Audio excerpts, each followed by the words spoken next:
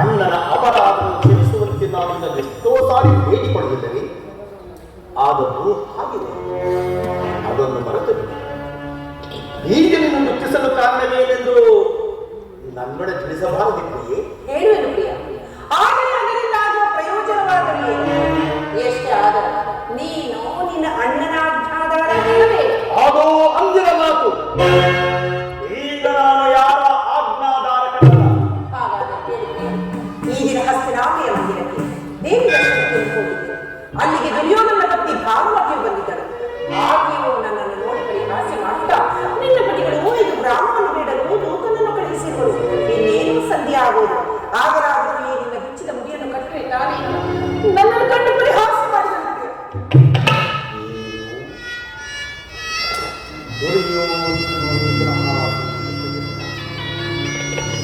ಹಾಗಾದರೆ ನನ್ನ ಸಂದೇಹ ನಿಜವಾಯಿತು. ಯಾರು ರಾಯಭಾರಕ್ಕೆ ಹೋಗಿರುವವರು? ಇನ್ಯಾರು? ಅಣ್ಣನಾದ ಶ್ರೀಕೃಷ್ಣ ಪರಮಾತ್ಮ.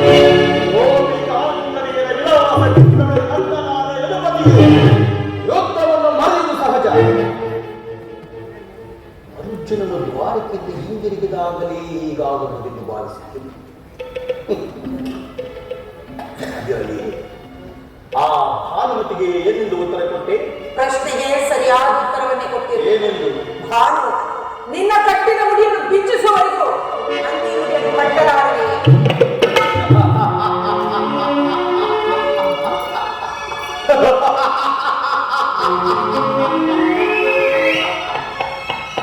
ಹಾಕು ಪಾಂಚಾಲಿ, ಚಮತ್ಕಾರವಾದ ಉತ್ತರ. ನೀನು ನಮ್ಮ ಸಂಗಡ ಕದನವಾಡುವುದರಲ್ಲಿ ಏನಿನ ಚತುರತೆಯನ್ನು ಮುಗಿಸಿದ್ದೆ ಎಂದು ಭಾವಿಸಿದ್ದೆ. ಪ್ರಿಯ, ನೆನಪಿದೆ ಏನು ದೇವಿ?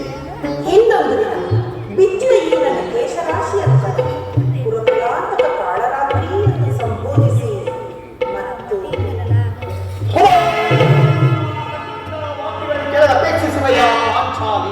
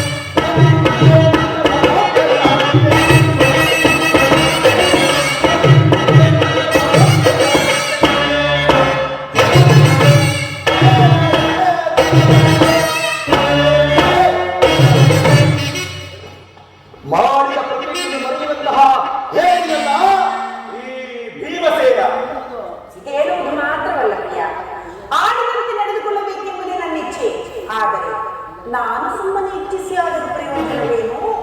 ಎಷ್ಟೇ ಆದರೂ ನೀನು ನಿನ್ನ ಅಣ್ಣನ ಆಜ್ಞಾಧಾರಕನಲ್ಲದೆ.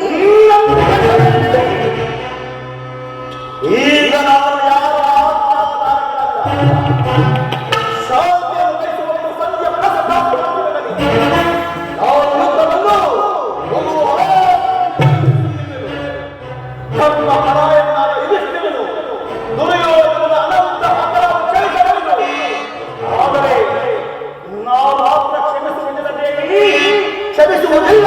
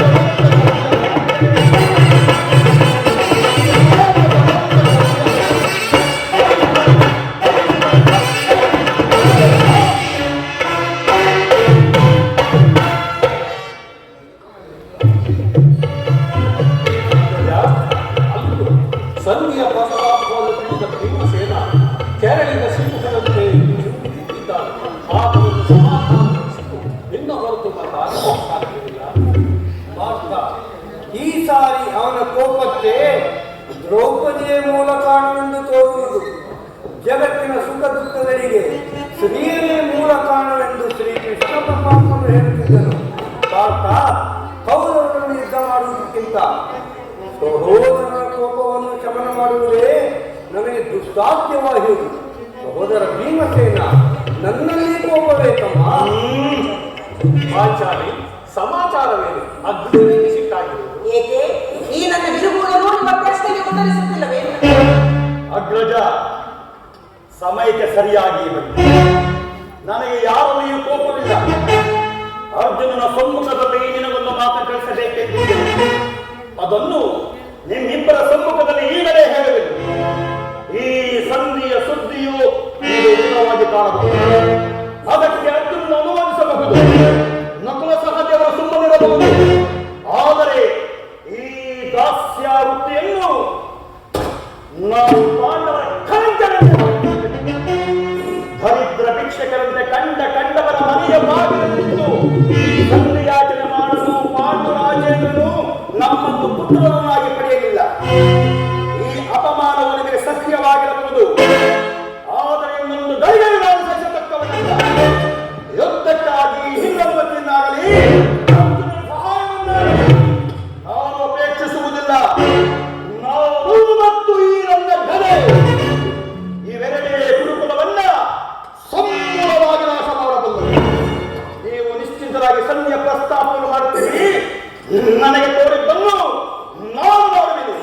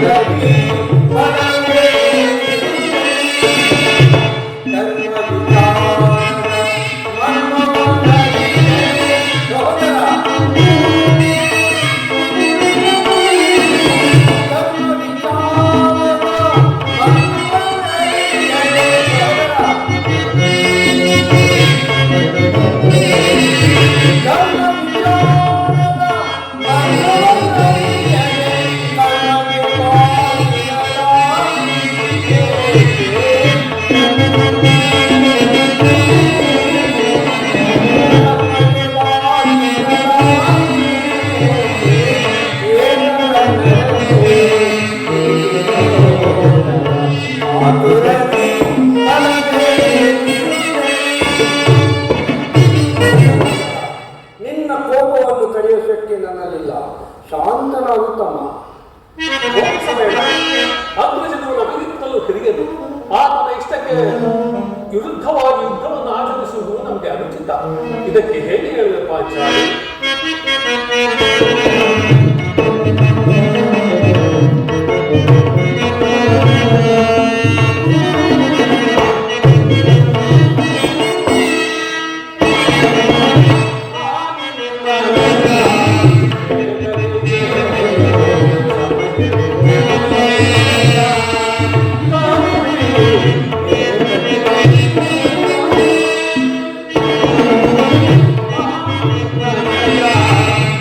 Thank you.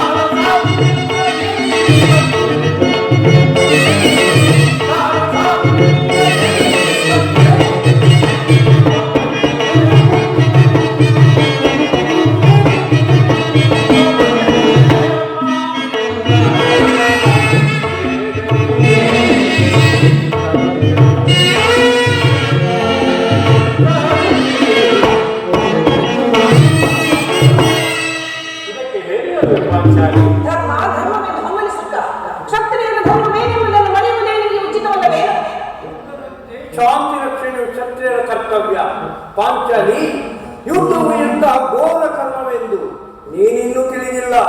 ನಾವುಗಳು ಅಭಿಮಾನಕ್ಕೆ ವಶರಾಗಿ ಯುದ್ಧವನ್ನು ಪ್ರಾರಂಭಿಸಿದರೆ ಮುಂದೆ ನಮ್ಮ ವಿಚಾರಕ್ಕಾಗಿ ನಾವೇ ದುಃಖಿಸಬೇಕಾಗುವುದು. ಅದಕ್ಕಾಗಿ ನಾನು ಸಂಧಿಗಾಗಿ ಸರ್ವ ಪ್ರಯತ್ನವನ್ನು ಮಾಡುತ್ತಿರುವೆ. ರಾಜೇಂದ್ರ, ದೌಮ್ಯನನ್ನು ಸಂಧಿಗೆ ಕಳುಹಿಸುವ ಮಾನ ಹೊಂದಿದೆ. ಕುಲಪುರೋಹಿತನನ್ನು ಕಳುಹಿಸಲು ಇದು ಮದುವೆ ಔತಣವನ್ನು ಎಂಬ ಪರಿಜ್ಞಾನವಿಲ್ಲದೆ ಹೋಯಿತು. ಏನೀ ಘೋರಾಹಲ! ಅರ್ಜುನ, ನಾನು ಹೋಗಬೇಕು. ಈ ಸಂಧಿಯ ಫಲಗಳನ್ನು ಕೇಳುವುದರಿಂದ ನನಗೆ ಯಾವ ಪ್ರಯೋಜನವೂ ಇಲ್ಲ. ನಿಮ್ಮ ಅಪುರುಷವರ್ತಿನ ಪುರಸ್ಕಾರ ನಿಮಗೆ ಇರಲಿ. ಪ್ರತಿಜ್ಞೆ ತೆರೆಯುವ ಸ್ವಾತಂತ್ರ್ಯ ಮಾತ್ರ ನನಗೆ. ಯದುಪತಿ ನಮ್ಮನ್ನೇ ನೋಡುವ ಸಂತೋಷದಿಂದ ಆತನ ರಾಜ್ಯ ಸಮಾಚಾರವನ್ನು ತಿಳಿದು ಮುಂದಿನ ನಿಶ್ಚಯ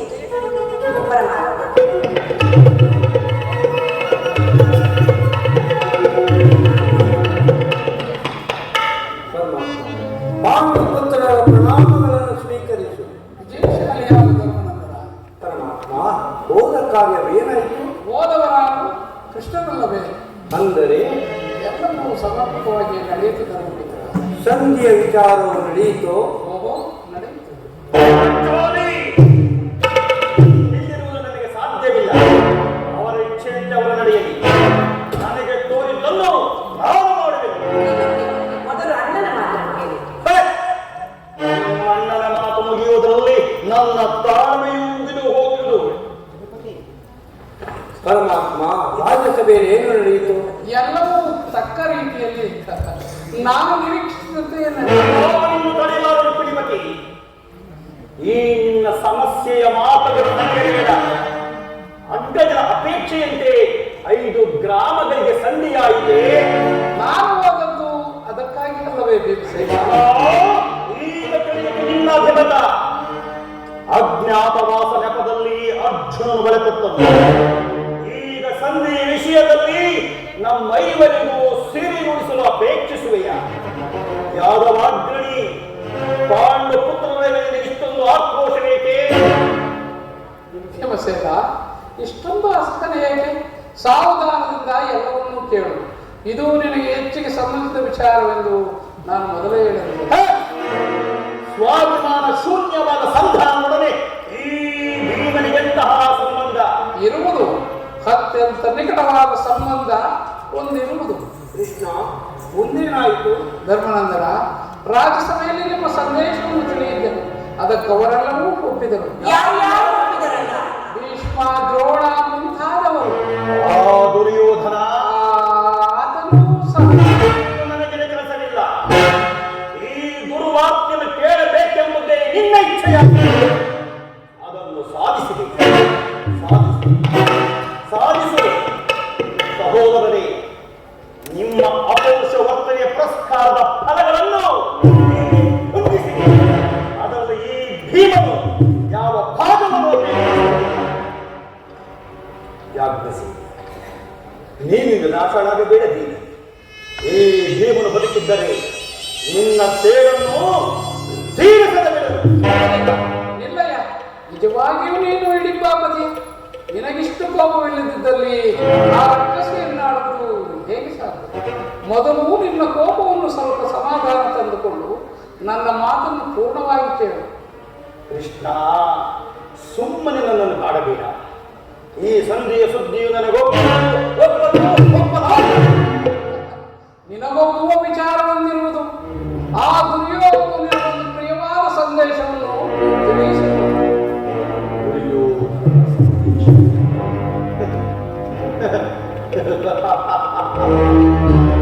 ಹಾಗಾಗಿ ಅದರ ಉದ್ದೇಶವು ಸರಿಯಾಗಿಲ್ಲ. ಬೇಗ ಹೇಳು ಕೃಷ್ಣ, ಏನು ಆ ಸಂದೇಶ? ಅದನ್ನು ಕೇಳುವ ಮೊದಲು ನೀನು ನನ್ನ ಬಳಿ ಕೈಕಟ್ಟಿಕೊಂಡು ಕುಳಿತುಕೊಳ್ಳಬೇಕು. ಇಲ್ಲ ನಿಂತಿದ್ದಂತೆ ಹೇಳಿಬಿಡು. ಇಲ್ಲವಯ್ಯ, ಕುಳಿತುಕೊಳ್ಳದಾಗದ ಹೊರತು ಹೇಳಲಾಗುವುದು. ಈ ಪರಿಹಾಸ್ಯ ಹೇಗೆ ಕೃಷ್ಣ? ಪರಿಹಾಸ್ಯವಲ್ಲ ಭೀಮ. ನಿನ್ನನ್ನು ಕಂಡರೆ ನನಗಷ್ಟು ಭಯ. ಮೊದಲು ನಿನ್ನ ಗದೆಯನ್ನು ಪಾರ್ಶ್ವದಲ್ಲಿಟ್ಟು ಹೀಗೆ ಬಂದು ನನ್ನ ಬಳಿ ಕುಳಿತುಕೋ. ಆಗ ನಿನಗಾ ಪ್ರಿಯವಾದ ಸಂದೇಶವನ್ನು ತಿಳಿಸು. ನಿನ್ನ ಅಪೇಕ್ಷೆಯಂತೆ ಕುಳಿತುಕೊಳ್ಳಬೇಕು. ಹೇಗೆ ಸೇದ ಏನು ಆ ಸಂದೇಶ? ಕೋಪ ಮಾಡುವುದಿಲ್ಲ. ಅದು ಆಗಲಿ. ಹಾಗಾದರೆ ನೀನು ನನ್ನ ಬಂದಿ. ಅದು ಕ್ಷಣಕಾಲ ಮಾತ್ರ. ಯಾಕೆ ಸೇವೆ ಸಮೀಪಕ್ಕೆ ಬಾ. ನಾನು ಹೇಳಿದಂತೆ ಮಾಡಬೇಕು ಕಂಡೆಯ. ಅಣ್ಣ, ನಿನ್ನ ಮಾತುಗಳನ್ನು ನಾನು ಎಂದಾದರೂ ಮೀರಿದ್ದೇನೆ ಪರಮಾತ್ಮ. ಹಾಗಾದರೆ ತೆಗೆದುಕೋ ಈ ಅರ್ಧವನ್ನು. ಇದು ನನಗೊಂದು ಕಡೆ ಪುರಸ್ಕಾರ ರೂಪವಾಗಿ ದೊರೆಯಿತು. ಇದರಿಂದ ನಿನ್ನ ಗಂಡನ ಕೈಗಳನ್ನು ಬದ್ಧವಾಗಿ ಬಂಧಿಸುವುದಲ್ಲ. ಇದೇನು ಪರಿಹಾಸವನ್ನ? ಪರಿಹಾಸ್ಯವಲ್ಲ ಸಹೋದರಿ. ಶತ್ರುಗಳ ಎಡಗುರಿಯನ್ನು ಬಿಡಿಸುವುದರಲ್ಲಿ ನೀನು ಮಹಾಪಂಡಿತೆಯಂತೆ. ಹಾಗೆಯೇ ನಿನ್ನ ಗಂಡನ ಕೈಗಳು ಕಟ್ಟುವುದು ಬರುವುದೋ ಇಲ್ಲವೋ ಎಂದು ಭೀಮ, ನಿನಗಾ ಪ್ರಿಯವಾದ ಸಂದೇಶವನ್ನು ಕೇಳುವ ಇಚ್ಛೆ ಇದ್ದರೆ ಕೃಷ್ಣನು ಹೇಳಿದಂತೆ ನನ್ನ ಕರಗಳನ್ನು ಬಂಧಿಸು.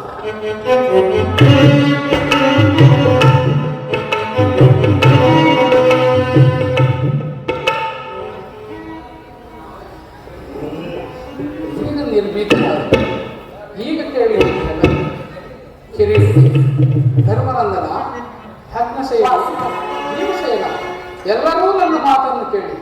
ಈ ದಿನ ಭೀಮನನ್ನು ಬಂಧಿಸಲಾಗಿರುವ ಹಗ್ಗದಿಂದ ರಾಜಸಭೆಯಲ್ಲಿ ನನ್ನ ಅಂಗಾಂಗಗಳನ್ನು ಬಂಧಿಸಲಾಗಿತ್ತು. ಏನು ಹೇಳಿದೆ ಕೃಷ್ಣ? ಈ ಹಕ್ಕದಿಂದ ನಿನ್ನನ್ನು ಬಂಧಿಸಿದರೆ ಯಾರು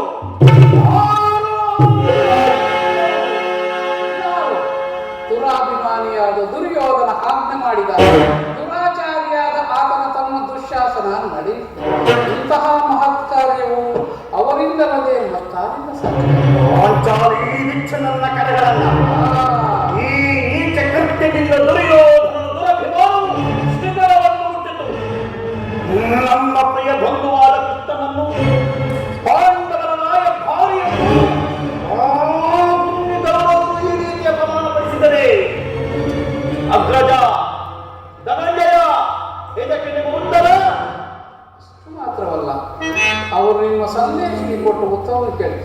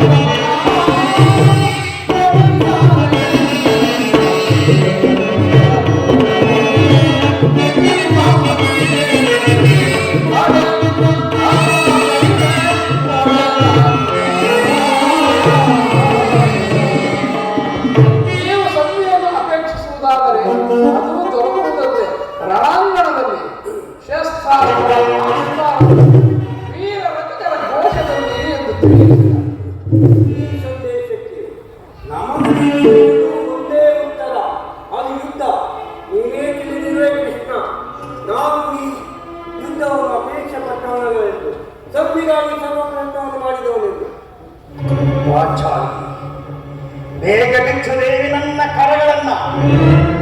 ನಿನ್ನ 13 ವರ್ಷಗಳ ಹೃದಯದ ಭಾವಾಗ್ನಿಯು ಗಮನ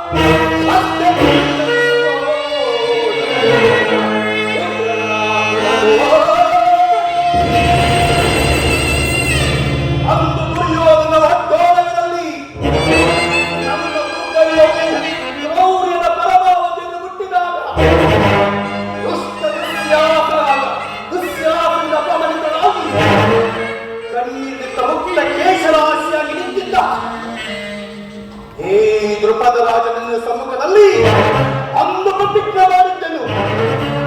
ಇನ್ನು ಯುದ್ಧ ಸನ್ನದ್ಧರಾಗುವ ಮೊದಲು